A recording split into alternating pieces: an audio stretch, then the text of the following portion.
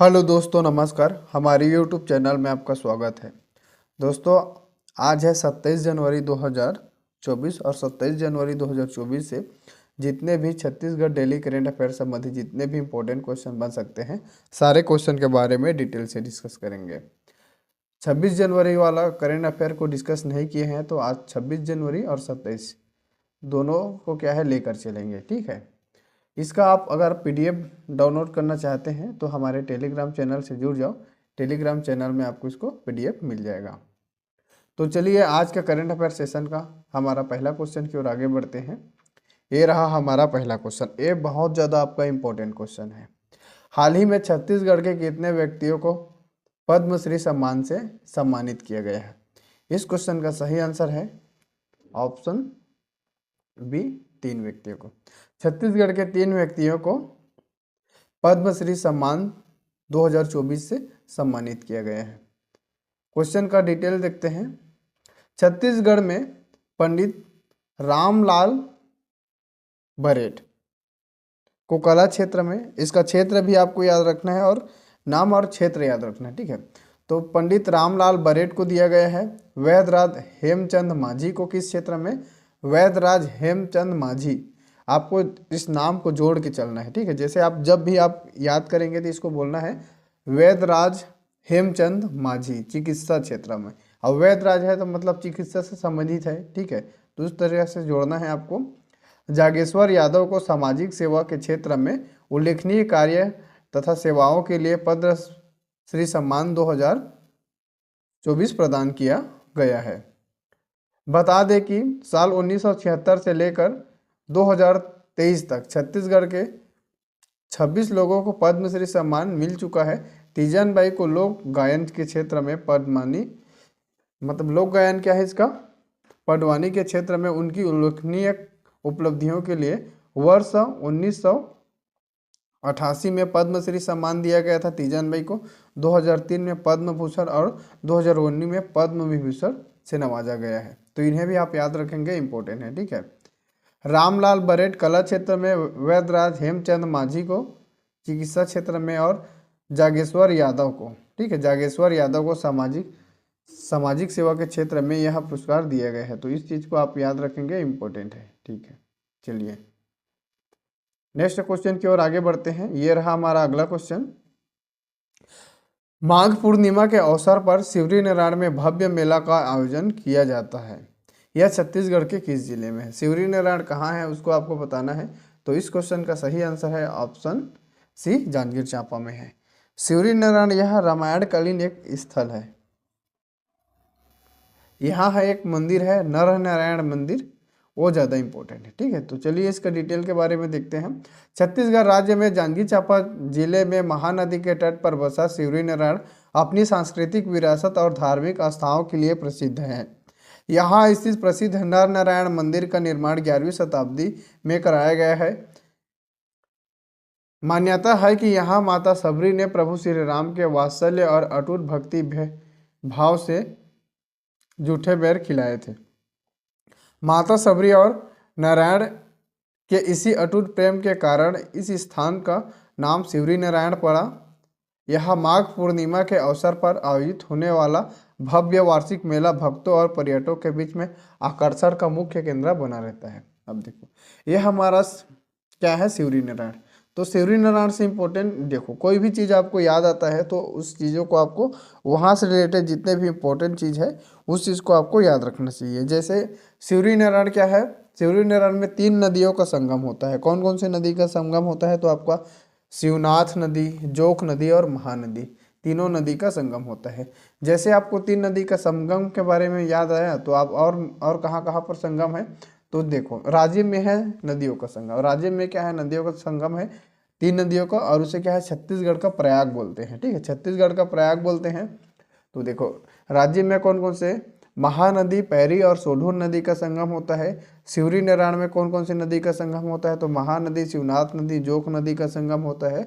और शक्ति जिला के चंद्रपुर में, शक्ति जिला के चंद्रपुर में कौन कौन से?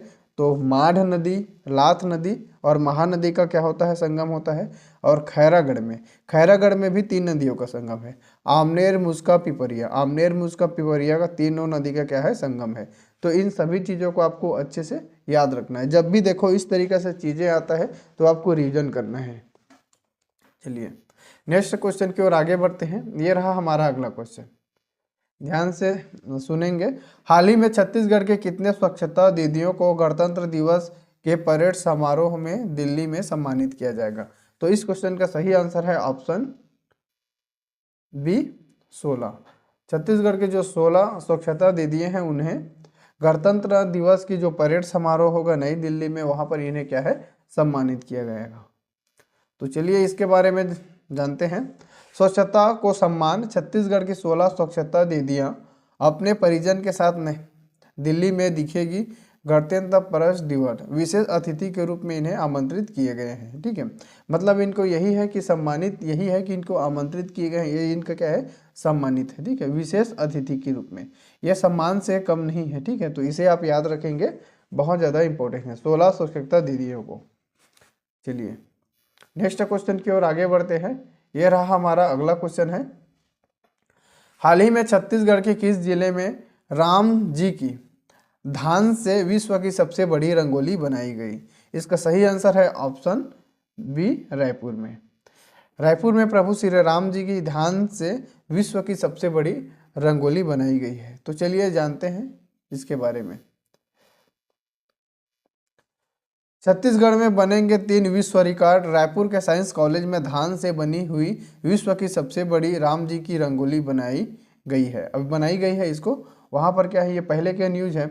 विश्व की सबसे लंबा, मतलब 2000 मीटर लंबा राम नामी गमछा तैयार किया जाएगा। ये भी इम्पोर्टेंट, ये भी बहुत अच्छी चीज़ें है।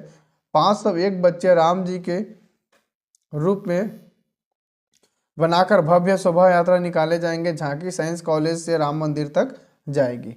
तो इन सभी चीज़ों को आपको याद रखना है, इंपॉर्टेंट है। ठीक है, अब देखो यह क्वेश्चन रायपुर जिले से संबंधित है, तो यह है छत्तीसगढ़ के मैप, और छत्तीसगढ़ के मैप में देखेंगे तो यह है रायपुर जिला।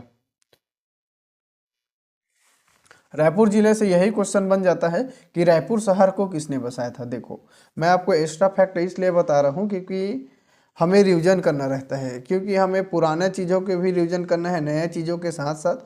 तो हमारा जो याद करने के या हमारे जो माइंड में लंबे समय तक स्टोर रहेगा, इसलिए क्या हर चीज़ों को आपको फटाफट रिवीजन भी करना है। तो पहला हमारा यही क्वेश्चन बन जाता है कि रायपुर शहर को किसने बताया था। तो रायपुर शहर को कलचुरी राजवंश के राजा थे रामचंद्र देव। ठीक है, रामचंद्र देव थे, इन्होंने रायपुर शहर को बसाया था, अपने पुत्र ब्रह्मदेव राय के नाम पर बसाया था। तो इन्हें भी आप याद रखेंगे। रायपुर में देखेंगे तो यहाँ पर 2 चीज़ें हैं, चंदखुरी और आरंग। तो चंदखुरी में माता कौशल्या के, भारत में देखो माता कौशल्या की एकमात्र मंदिर कहाँ है, तो रायपुर के चंदखुरी में है। ठीक है, आरंग को छत्तीसगढ़ में मंदिरों का शहर के नाम से इन्हें जाना जाता है, याद रखेंगे, इंपॉर्टेंट है। यहाँ आप देखेंगे तो उरला और सिलतरा है। ठीक है, ये जो उरला और सिलतरा है, तो उरला क्या है, प्रदेश का प्रथम औद्योगिक विकास केंद्र है, यानी कि प्रदेश का सबसे प्राचीन औद्योगिक विकास केंद्र कहाँ है, उरला। और छत्तीसगढ़ का सबसे बड़ा औद्योगिक विकास केंद्र कौन है, तो ये आपका है सिलतरा। ठीक है, सिलतरा क्या है, छत्तीसगढ़ का सबसे बड़ा औद्योगिक विकास केंद्र है। साथ ही यहाँ पर देखेंगे तो ये है स्वामी विवेकानंद हवाई अड्डा। ठीक है, ये जो स्वामी विवेकानंद हवाई अड्डा कहाँ है, तो माना कैंप के पास रायपुर में है, याद रखेंगे। एक क्वेश्चन और इम्पोर्टेंट है, रायपुर देखो रायपुर किस नदी के किनारे बसा है, तो आप ध्यान से देखेंगे तो ये है खारून नदी। ठीक है, खारून नदी के किनारे ही रायपुर शहर बसा है। रायपुर जिले का गठन कब हुआ था, तो रायपुर जिले का गठन हुआ था 2 नवंबर। ठीक है, 2 नवंबर 1861 को रायपुर जिले का गठन हुआ था। रायपुर नगर निगम प्रदेश का, रायपुर जो नगर निगम है प्रदेश का पहला नगर निगम है। कब इसको बनाया गया था, तो 1967 में इसको प्रदेश का पहला नगर निगम बनाया गया था। तो इन्हें भी आप याद रखेंगे, इंपॉर्टेंट है। ठीक है, जितने भी चीज़ें रहता है सभी चीज़ों को आपको अच्छा से याद रखना है, सभी चीज़ें इंपॉर्टेंट रहता है। तो चलिए हमारा करंट अफेयर सेशन का अगला क्वेश्चन की ओर आगे बढ़ते हैं। हाल ही में माननीय राष्ट्रपति महोदय द्रौपदी मुर्मू जी ने छत्तीसगढ़ के कौन कौन पुरस्कार से सम्मानित किए गए हैं, मतलब छत्तीसगढ़ को कौन कौन से पुरस्कार दिए हैं। तो इस क्वेश्चन का सही आंसर है ऑप्शन सी, उपरोक्त दोनों। बेस्ट इलेक्टोरल अवार्ड, ठीक है, और आपका स्वीप अवार्ड। बेस्ट इलेक्टोरल और प्रैक्टिस अवार्ड और स्वीप अवार्ड, उपरोक्त दोनों अवार्ड को, ठीक है। इस क्वेश्चन को पहले भी हम लोग पढ़ चुके हैं जब मिला नहीं था, तो आज इनको प्राप्त हो चुके हैं। Best electoral practice award 2023 Bharat निर्वाचन में, जो भारत निर्वाचन आयोग है, 5 राज्यों के विधानसभा चुनाव संपन्न होने के बाद बेस्ट इलेक्टोरल प्रैक्टिस अवार्ड 2023 की घोषणा की थी, ठीक है। आयोग ने छत्तीसगढ़ के 2 IAS अधिकारियों को बेस्ट इलेक्टोरल प्रैक्टिस अवार्ड से सम्मानित करने की घोषणा किया था। दोनों चरणों में शांतिपूर्ण तरीके से चुनाव संपन्न करने के लिए जो चुनाव आयोग है, ठीक है, चुनाव आयोग ने छत्तीसगढ़ के मुख्य निर्वाचन पदाधिकारी रीना बाबा साहब कंगाले को बेस्ट परफॉर्मिंग स्टेट अवार्ड से सम्मानित किया था। दंतेवाड़ा के कलेक्टर विनीत नंदनवार को चुनाव के दौरान बेस्ट मैनेजमेंट के लिए सम्मानित किया जाएगा। और ये कब होगा, तो जो मतदान दिवस रहता है ना, वहाँ पर होता है, ठीक है। तो राज्य स्तरीय सर्वश्रेष्ठ स्वीप अवार्ड में ऋतुराज रघुवंशी और डॉक्टर प्रियंका शुक्ला को भी सम्मानित किया जाएगा। तो इसे आप याद रखेंगे, इंपॉर्टेंट है, ठीक है। कुछ जो चीज़ें रहता है, पुराना न्यूज रहता है, तो उसको भी कहीं जैसे छूट जाता है तो उसको भी फिर से कवर करना पड़ता है, ठीक है। तो इसलिए है, तो इसमें याद रखेंगे, इंपॉर्टेंट है, ठीक है। चलिए, इसके बारे में और डिटेल से डिस्कस किए थे।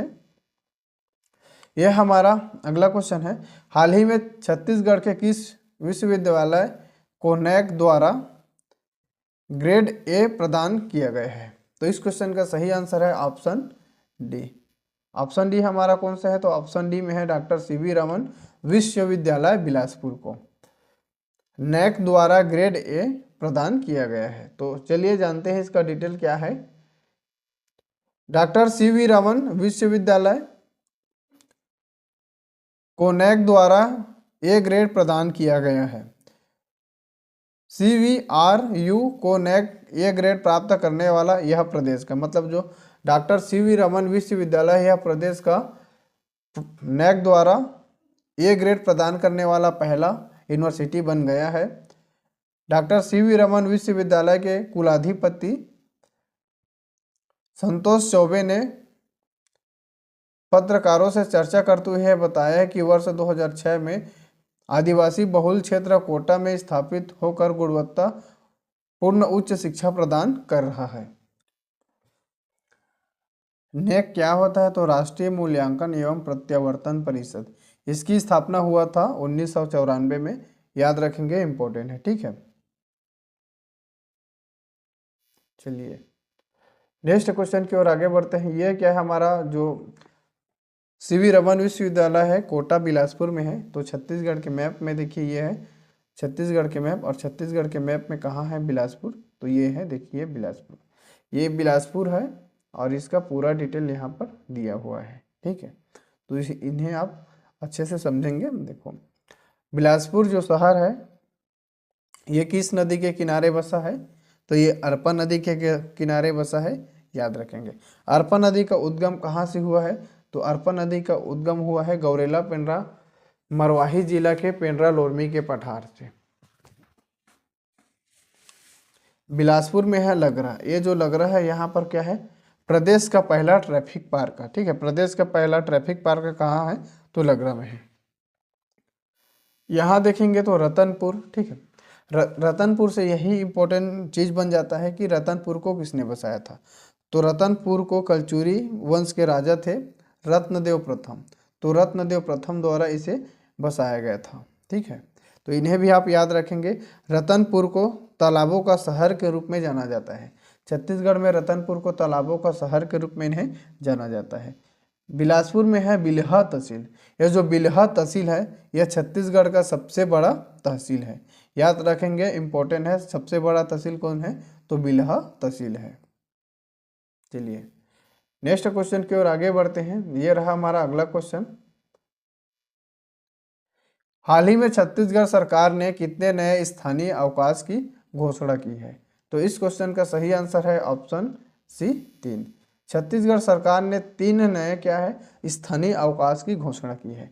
तो चलिए जानते हैं कौन कौन सी दिन को क्या है नए स्थानीय अवकाश की घोषणा किया है, तो याद रखेंगे। चलिए यहाँ पर देखते हैं। छत्तीसगढ़ सरकार के सामान्य प्रशासन विभाग ने छुट्टियों को लेकर आदेश जारी किया है। नवा रायपुर, अटल नगर और रायपुर शहर में स्थित सभी सरकारी दफ्तरों के लिए ये आदेश होगा। मतलब ये सिर्फ क्या है उसी चीज़ के लिए होगा, ठीक है। सरकार ने स्थानीय अवकाश का ऐलान किया है। सरकारी कार्यालयों तथा संस्थाओं के लिए ये स्थानीय अवकाश घोषित किए गए हैं, ठीक है, याद रखेंगे, इंपॉर्टेंट है। नवा रायपुर, अटल नगर और रायपुर शहर में स्थित सभी सरकारी दफ्तरों के लिए यह आदेश लागू होगा बोला है, ठीक है। तो इन्हें आप समझना है। चलिए कौन कौन सी ये आदेश है तो देखते हैं। आदेश के मुताबिक 3 स्थानीय अवकाश 9 अगस्त मतलब नाग पंचमी के दिन, 2 सितंबर पोला के दिन, 11 अक्टूबर महानवमी त्यौहार के लिए घोषित किया गया है। आदेश में साफ कहा गया है कि स्थानीय अवकाश बैंक, कोषालय और उप कोषालय में लागू नहीं होगा। स्थानीय अवकाश से संबंधित आज आदेश सामान्य प्रशासन विभाग द्वारा मंत्रालय महानदी भवन अटल नगर द्वारा जारी किया गया है। तो इनको आपको समझना है, इम्पोर्टेंट है, ठीक है। यह क्वेश्चन भी हमारे लिए इम्पोर्टेंट है। हाल ही में अयोध्या में राम मंदिर प्राण प्रतिष्ठा कार्यक्रम में विभिन्न राज्यों के वाद्य यंत्रों की ध्वनियों को शामिल किया गया। इनमें छत्तीसगढ़ के कौन से वाद्य यंत्र शामिल थे? तो इसमें इस क्वेश्चन का सही आंसर है ऑप्शन सी, तंबूरा। छत्तीसगढ़ के जो तंबूरा वाद्य यंत्र हैं इन्हें क्या है शामिल किया गया था। यहाँ आप ध्यान से देखेंगे तो ये है, ठीक है, छत्तीसगढ़ के तंबूरा को शामिल किया गया था। चलिए देखो ये 22 जनवरी के आसपास था, ये क्या है छूट चुका था, ठीक है। तो जो चीज़ छूटे हुए रहते हैं उसको भी हम इसको क्या है कवर करते हैं, ठीक है। तो 22 जनवरी को छत्तीसगढ़ के तंबूरों की तान हिंदुस्तान सुनेगा। श्री राम की प्राण प्रतिष्ठा के अवसर पर विभिन्न राज्यों के दुर्लभ वाद्य यंत्र की मंगल ध्वनि होगी। इनमें छत्तीसगढ़ का तंबूरा भी शामिल है। तो याद रखेंगे, इंपॉर्टेंट है, ठीक है। जो भी चीज़ें छूट जाता है पिछले उस दिन के करंट अफेयर में तो उसको हम बाद में भी कवर करते हैं, लेकिन कोई चीज़ को छोड़ते नहीं है, ठीक है। तो याद रखेंगे इन सभी चीज़ों को, इम्पोर्टेंट है। आज का यह वीडियो आपको कैसा लगा कमेंट बॉक्स में कमेंट करके ज़रूर बताइए। Thank you.